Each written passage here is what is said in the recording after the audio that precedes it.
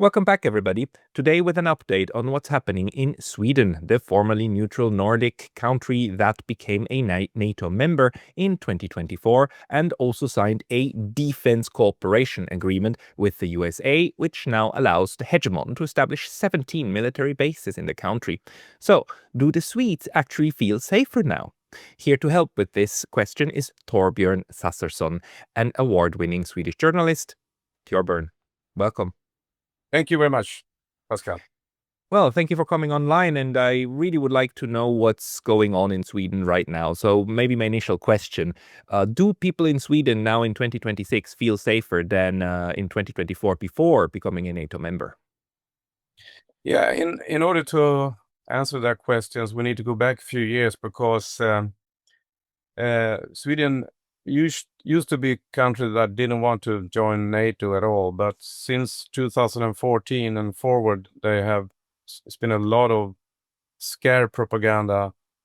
They wanted to feel people to feel scared about Russia. So in 2022 or something, they had managed to move the sentiment to fear from safety. So it was time to make the decision to join NATO, but they never asked the people. There were no.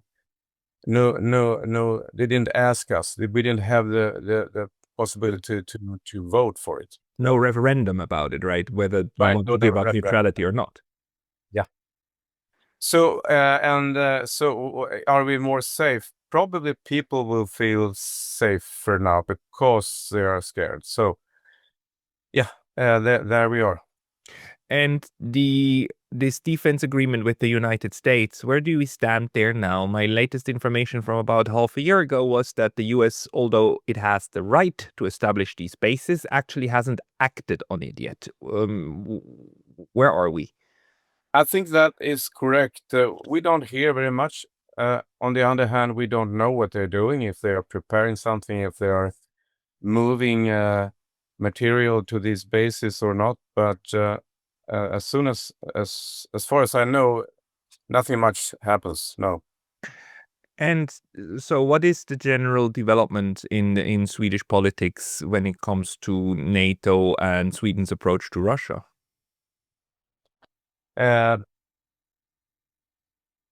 Well, the fear mongering is going on. We are afraid of Russia generally. And can you ask that question again? So just Expected. sorry, just what is the developments that are going on when it comes to Sweden and NATO, Sweden and Russia? Because we hear actually quite a lot about Finland. You know, Mr. Stubb is quite popular on the international scene and has been inserting himself also in discussions with the United States. But Sweden, it's relatively quiet actually. Well, you mean international or Internationally, yes. Yeah. Well, I guess so. We have our defense minister who is traveling back and forth to Pentagon and Brussels and so on, and he's in charge of that. And people just tend to read the news, what's going on, and then there's not much debate. But also the media we have, the established media we have, they don't really want debate about it. They tell us what is going on, and we should just listen, I think. Where does this leave you as a journalist? So, I mean, what are you busy with in order trying to, work on the issues which issues are we working on that you think that mainstream media in Sweden doesn't cover? Well, as an independent journalist, I try to portray what other countries are thinking about what is going on. So, for instance, we do publish what the Russians are saying about it. We publish what Orban is saying about it, and so we do what we think the big media should do. Yes. So we have our readers is not so many maybe because most people go to the bigger channels, but at least we reach some people, and we do know that we reach people within the government, but they never tell anybody that they are reading news source, but we know they do that. So if they want to, if they want to have a more nuanced or a varied picture, they go to alternative or new media, the politicians and decision makers. Is there any change in your view about the NATO business? You know, Sweden actually, it wasn't easy for Sweden to join NATO. Not so much because of Brussels, but because of Ankara.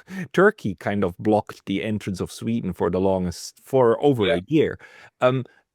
Is there any development in the development between Sweden and Turkey in the meantime? You mean since we joined NATO? Mm-hmm. I'm not really sure. The reason the Turkey wanted to block was because they wanted to make a deal with us, and it was about people they wanted to get hold of in Sweden, we think.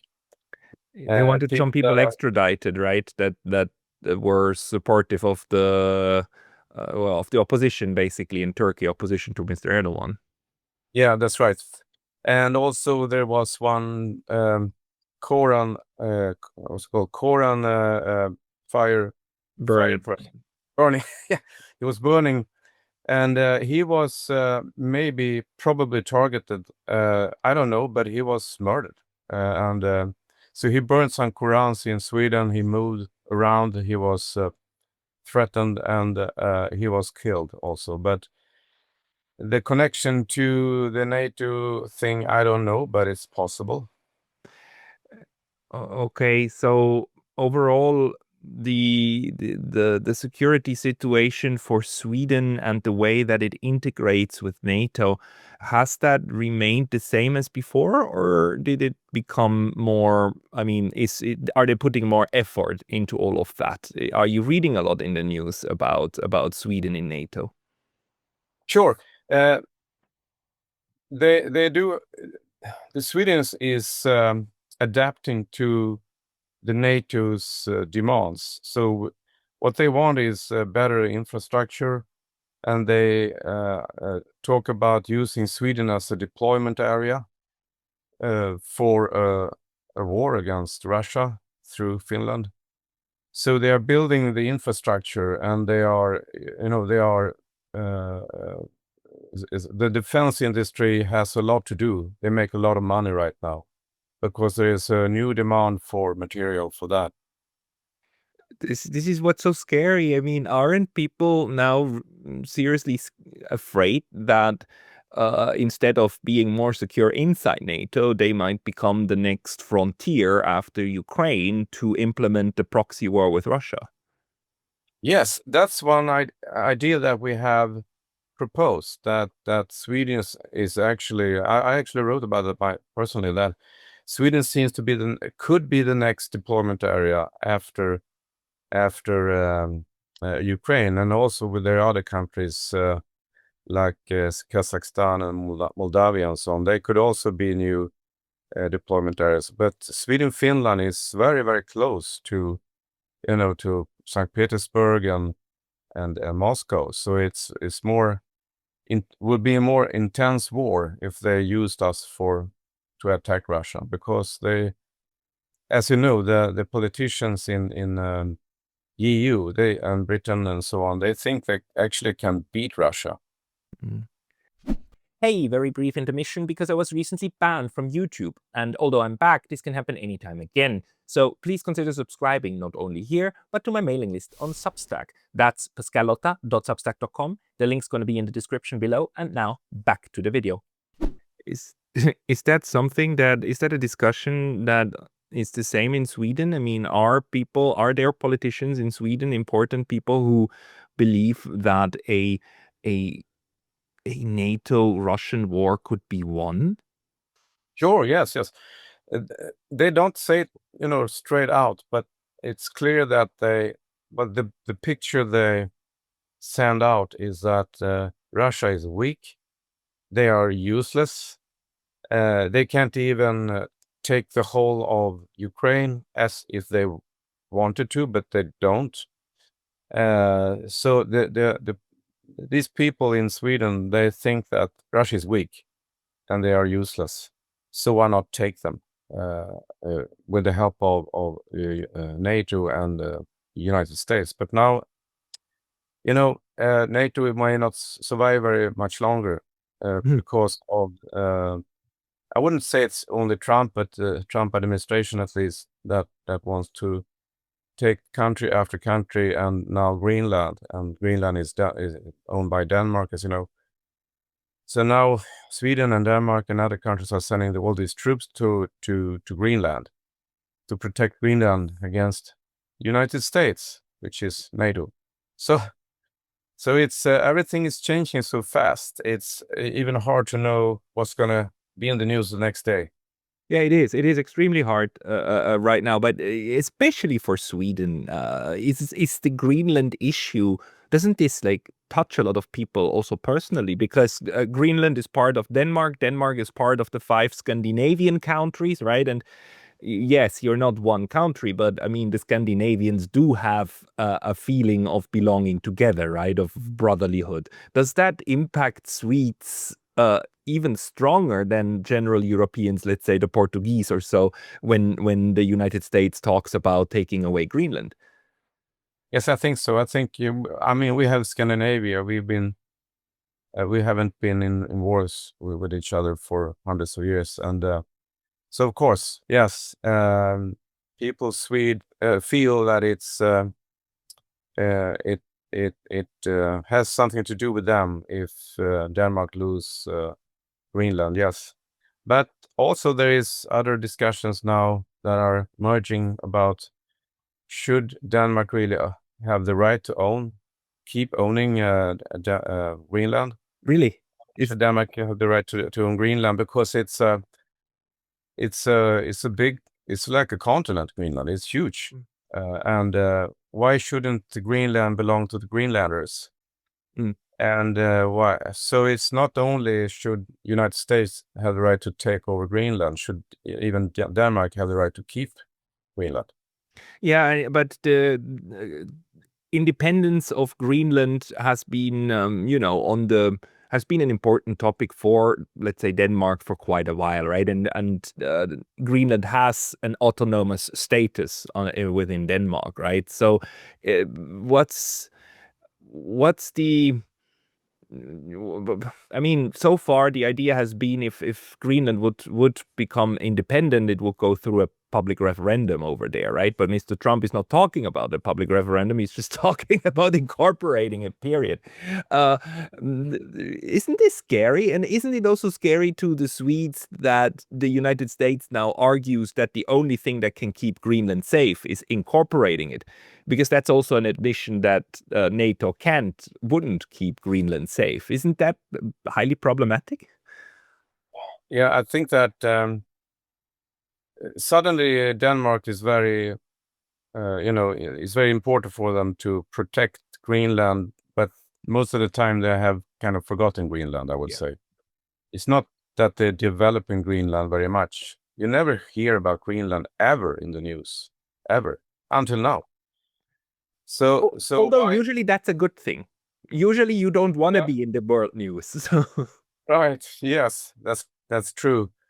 But yeah, it's when it comes to Sweden, we have this debate now about Denmark and the United States.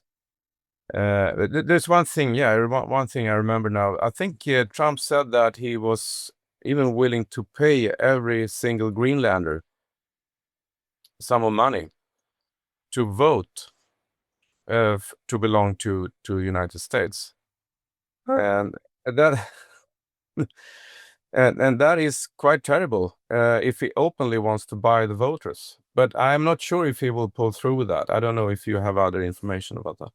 I mean, as far as I know, Greenland has 50,000 inhabitants, something like that. Yeah, 57,000 or something. Yes. 57,000. So even if you offered each one of them $500,000, it would still only be something around 36 billion. I mean, this is more or less pocket change for the United States, which now has a is now looking at establishing a defense budget of 1.5 trillion, which is it's utterly insane. I mean, a couple of $1 billion you could just do that. I mean, that's even thinkable. I think Trump is thinking like that, and then he is thinking about all the money he can make on the minerals and whatever oil is there, and so on. So I had this idea that he might be able, he might want to get hold of Greenland, to get hold of the minerals, so he can build, he can construct all the some kind of industry for semiconductors, and then he can take all the industry he needs from Taiwan and move it to Greenland, and it will be safer, closer. I don't know.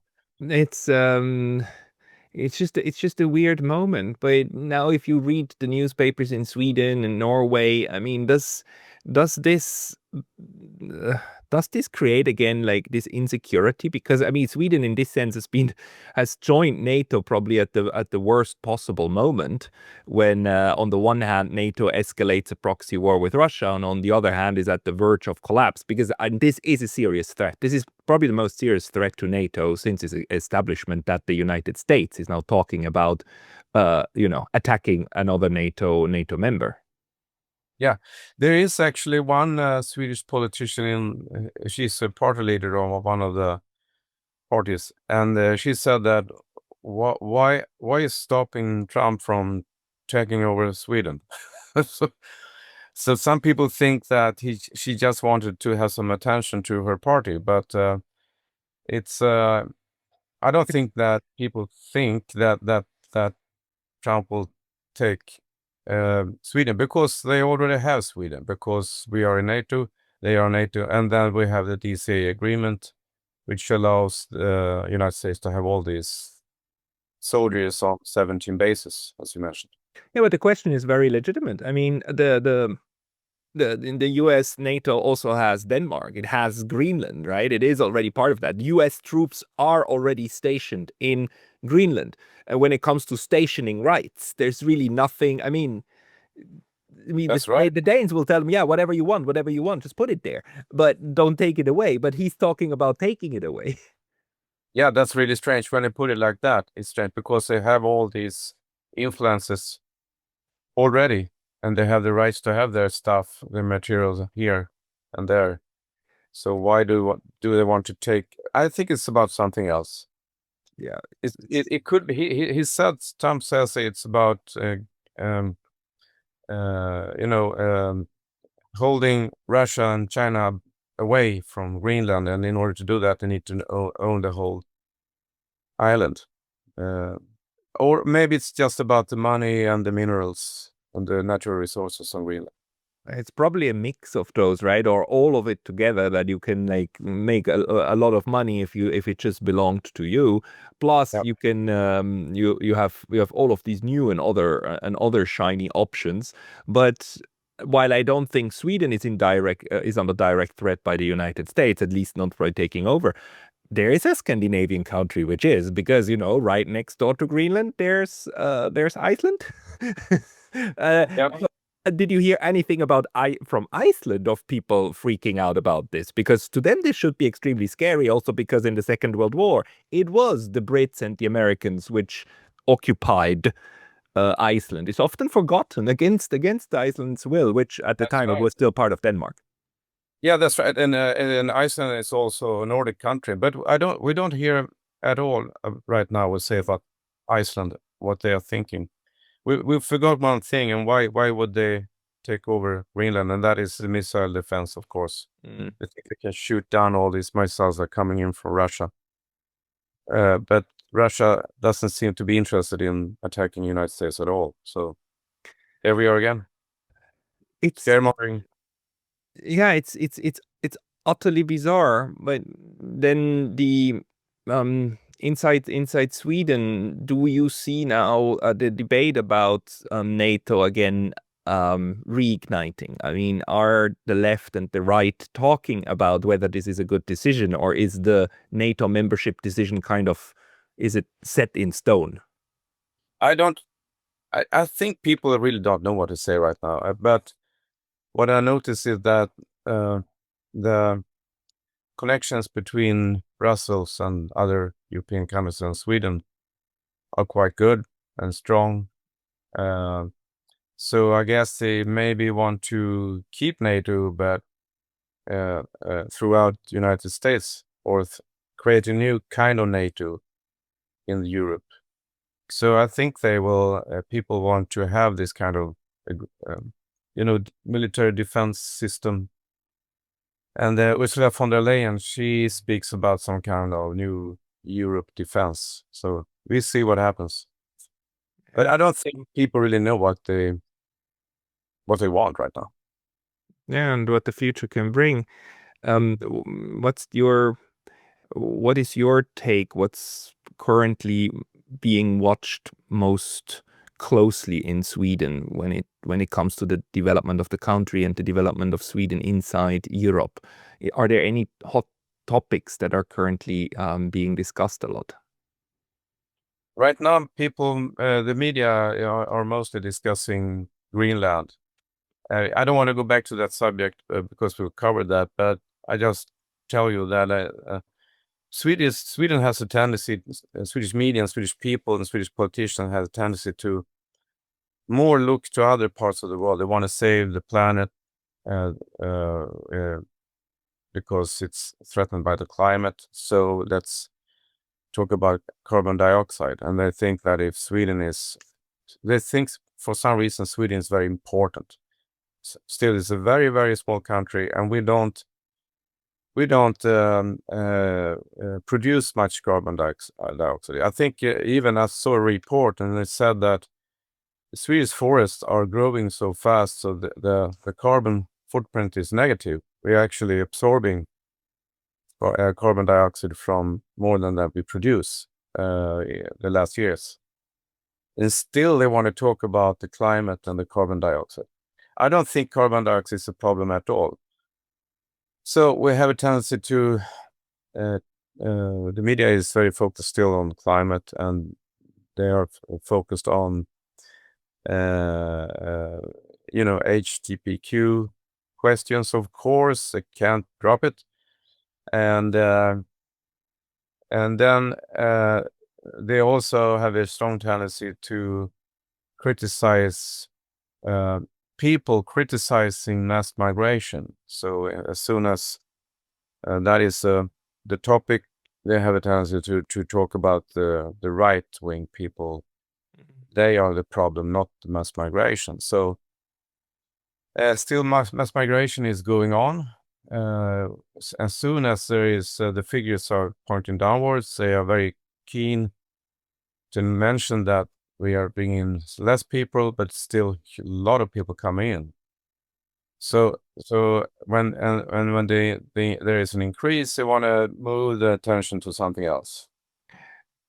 Okay, so these topics haven't changed that much over the years. May I ask you, for my personal curiosity, the sanctions, the Russia sanctions that were taken by the European Union, and which recently have begun including EU citizens, is that anything that worries people in Sweden, or also in your circles in alternative media? Are people talking about this? I mean, in Germany and for Switzerland, it's now quite important because the European Union has sanctioned 2 Swiss citizens, one of them living inside the European Union. Is that something that also travels to the Nordic countries, this discussion? People in Sweden, I don't think they know. They're not very aware about these sanctions. But of course, we have followed your work, and we have published a few articles based on what you found. So what I know is that there are certain individuals that are afraid of being sanctioned. There are. But most people have no idea at all that there is even exists a sanction list on a EU site. But there are people that are afraid, and they are kind of going silent, at least for a while, in order to assess if they can continue criticize things like NATO and so on. Yeah. Okay, so and is the rest of the sanctions? You know, we know that in Germany, the Russia sanctions actually are leading to quite a bit of deindustrialization, and the fact that Germany is cut off from Russian oil, at least the direct supply of Russian oil. Are there negative repercussions for Sweden as well from the sanctions that the EU itself is putting on Russia as a state? Yeah, that's a very good question, because I don't know how much. I don't think we import Russian oil anymore, or maybe we do, because sometimes the business goes on as usual, and when there is a storm in politics about these things. What is obvious is that the price for electricity is skyrocketing. Right now it's quite expensive with electricity, and that has to do with not with Russia, but with turning Sweden green. So what they are doing are they are implementing a lot of wind power in Sweden, and there is a lot of debate about, because they are not giving us so much electricity as we thought, even if it's windy. So we are trying to. What I know is that we are trying to become more self-sufficient. For instance, we have the island of Gotland, which is a big island in the middle of the Baltic, and belongs to Sweden, and it's also very militarily strategic.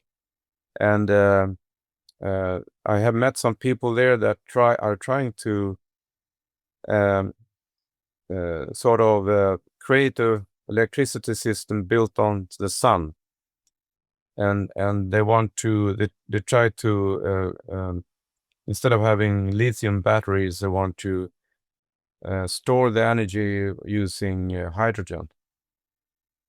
So there are these attempts, and also we have the cables from Gotland to Sweden with electric cables. So they are afraid that the Russians, of course, always the Russians, think they're going to cut them. So therefore, they need this self-sufficiency on Gotland. So we are trying to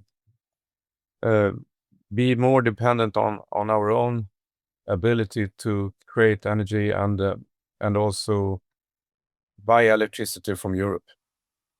Right. And I suppose Sweden still has access to oil from Norway, since you're direct neighbors, right? So Yeah. the energy security of Sweden must be a little bit better off than the rest of Europe. Yeah, I think so. We have a lot of forests, so we can always, in the winter time, we can always create heat with, burning firewood. Right. So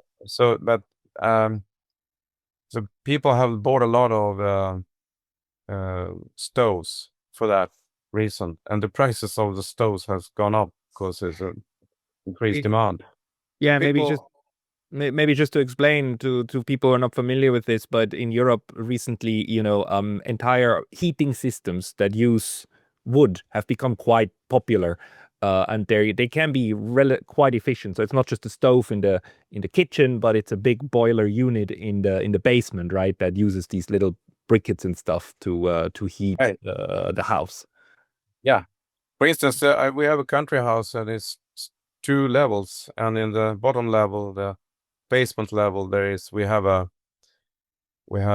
sauna and a camine. I mean, a stove for wood. So when I go out to this country place, I start with burning firewood down there, and the heat will expand and it will fill the lower level, and then it will rise and it will heat even the second level. So it's actually it's working pretty well. You can really heat a whole house with firewood if you want. Right. So in this sense, like Sweden has a little bit of a different way of dealing also with the cold, which of course is a huge issue in Northern Europe. Yeah.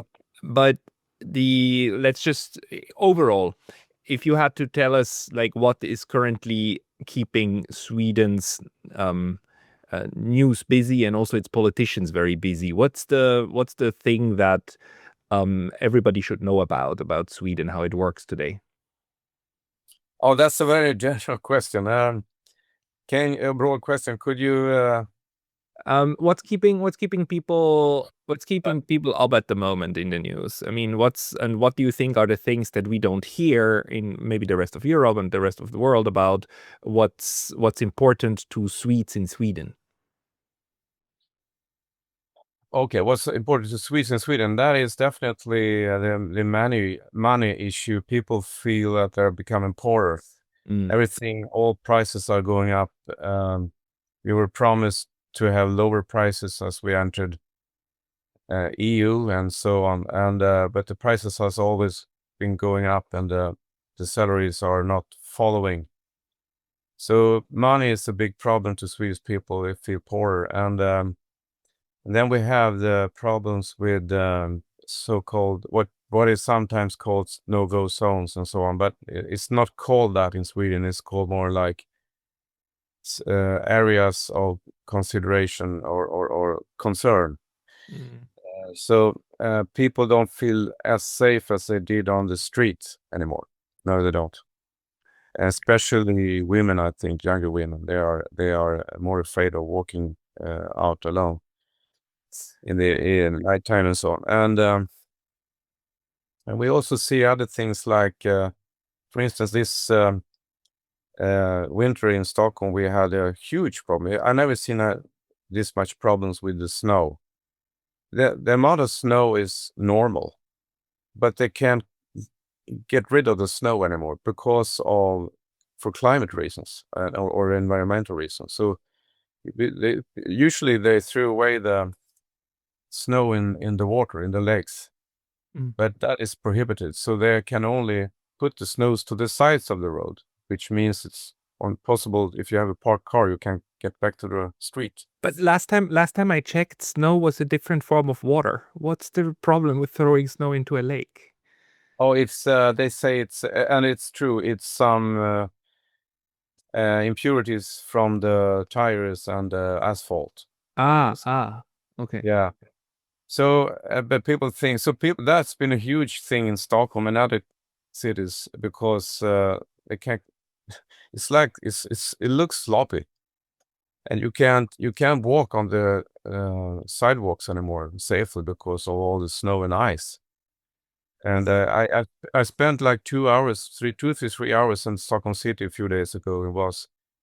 I couldn't see a single vehicle doing snow work, or what is it, whatever it's called, plowing, and it was hard to walk and drive the car. And it's like, what the hell is going on here? They can't even get control this. So is this just a quirky issue with a new regulation, or is this an indication for, in general, like a decaying of public service in Sweden? I actually think it's a problem with general decay of public service. Yes, and another thing that people are talking about is a lot now, and that is within social health care and elderly care, there's a lot of rapes going on. So old people are getting raped by the people that should take care of them. Well, this is I've worked for a time in Switzerland's healthcare. I mean, connected to Switzerland's healthcare system, and actually this very sad topic of people abusing elderly people and handicapped people in homes is something. It's very scary because this has been going on for a long time, and then it becomes known, and it's absolutely yeah, it's horrific. So, but these are the kind of topics that are currently circulating inside Sweden, about the problems that the country has. Which one would you say is taking up more space, like these internal problems with the system, or external problems? The threat from Russia, the threat from the United States, the European Union, how it works. Which one outweighs, like, for people on the ground?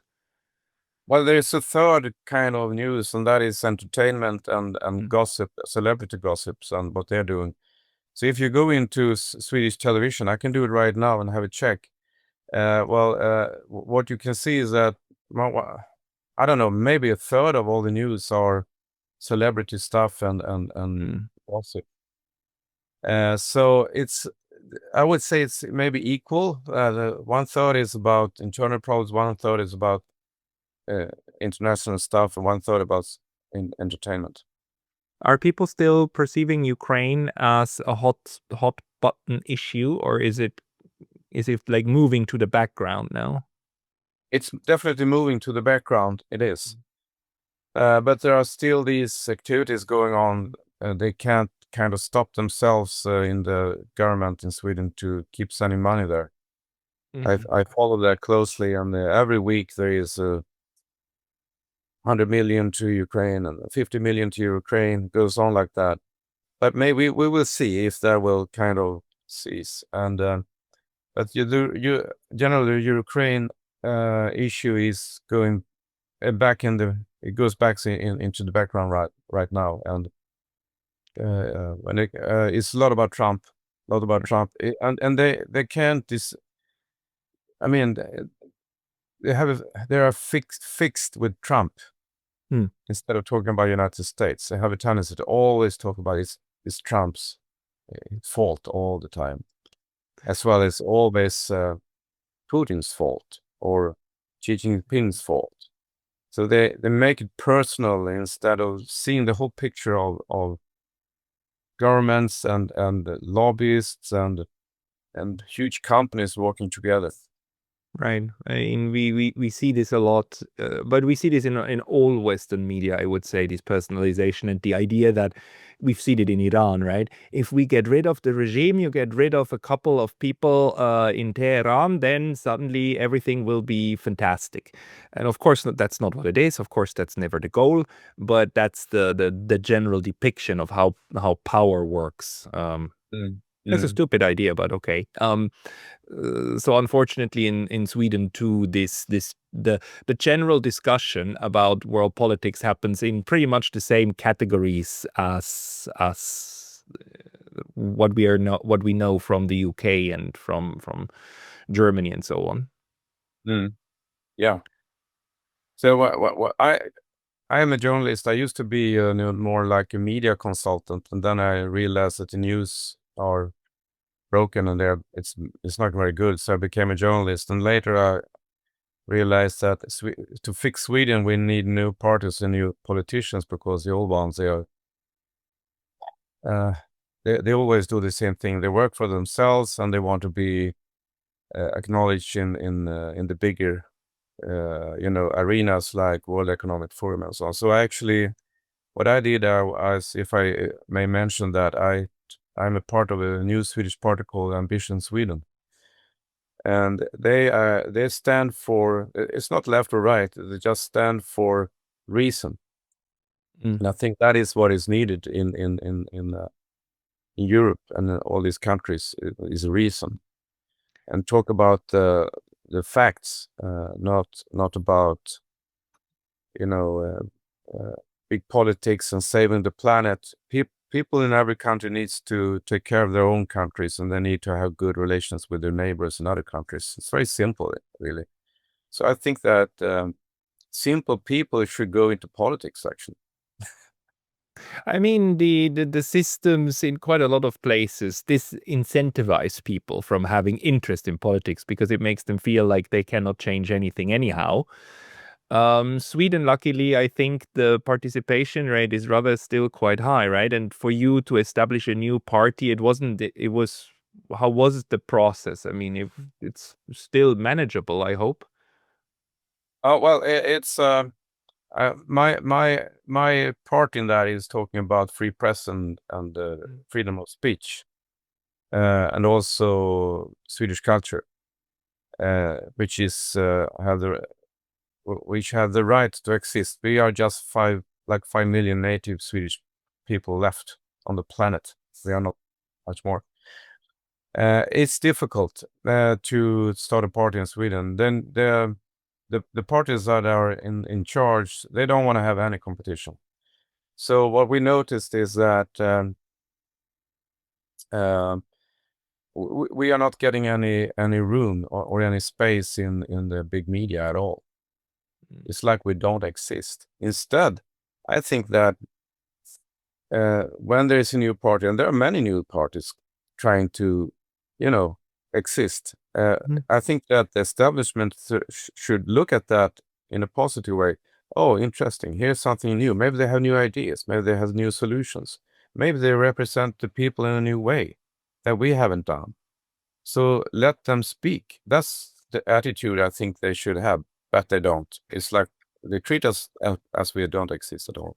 Yeah, but it's interesting that you're saying that there's a lot of new parties. The other day I talked to a Georgian former ambassador who founded a new party in Georgia. It seems that all over like Europe and Asia at the moment, we see new people trying to influence the political process because they're unhappy with the status quo of what we have as parties in, well, extended Europe, let's call it that. So do you think Sweden is part of that? I mean, we are at a point where new political forces might be founded. Yeah, we do follow what is going on, and personally, I think that Viktor Orban is doing great job, and also Fico in is it Czechia, and Slovakia, and yeah, and so there are these movements that are, and they have gone far. I mean, Orban is the leader of the country, and he's kind of representing European countries, not only his own, but the people of other countries too. But so that's what I think. How is Mr. Orban treated in Sweden? Well, he's treated as a villain, of course. So Mr. Orban represents this conservative nationalist strain of thought in Europe. I mean, close to also in France. What's her name? Pen. Le Pen, yeah, of Le Pen in France, and Geert Wilders in the Netherlands, right? So and we know that all over Europe, of course, you have these conservative parties and right-wing parties, but also on the right, you also have those who still are fine with integrating into the EU. We have those who are fine with the pro-war course of NATO. So we also see a split within the right wing, right? So so would you say in Sweden too, you have among the conservative part of the population now kind of this split of pro-war and anti-war, right? Well, in Sweden we have the moderates are in charge, and the social democrats are, well, they are on the second level right now. Social democrats have been controlling Sweden for, 100 years or something soon, and they have all their people on the most important places in all the agencies, so they are still in control of Sweden to a big extent. But we do have a right party, and that is the moderates, and we also have the Sweden Democrats that are called right, and they want to control. They want Sweden to control the migration problems and the integration problems. But what has happened the last years or so is that all the parties has become more or less the same, even the left or right. I would say some left parties are more right than the right parties. So I think we are getting to a point in Europe that we have to stop talking about left and right. Yeah, we need to talk about problems and challenges, and we need to cooperate between the parties to just solve them once and for all. So yeah, the labels left and right make less and less sense. The problem is we don't have good other labels yet to classify, the party lines, because at the end of the day, we need a little bit of structure in order to discuss the different visions that these parties have, but we don't have a good typification yet. I think it's still valid, and it's okay to talk about liberal and conservative, because it's not so stigmatized as left and right, because since most of the media, most of the politicians are left, they always say they equal right with very bad other words. And I think it's time for them to stop doing that, and it's time for people to realize, general population to realize that is just they are trying to rule. That's what they are trying to do by using these words. Yeah. I mean, anyone in power will always try to tarnish everybody else as an extremist, right? On the other side. But Yeah. let's leave it. Let's leave it there.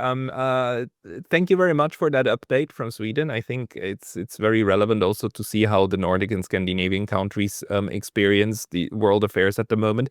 Torbjörn, people who would like to follow you or find your writing, where should they go? Oh, thank you. They should go to newsvoice.se. And then we have an English section, newsvoice.se/English. That is, and then we are very active on X, where we have a channel.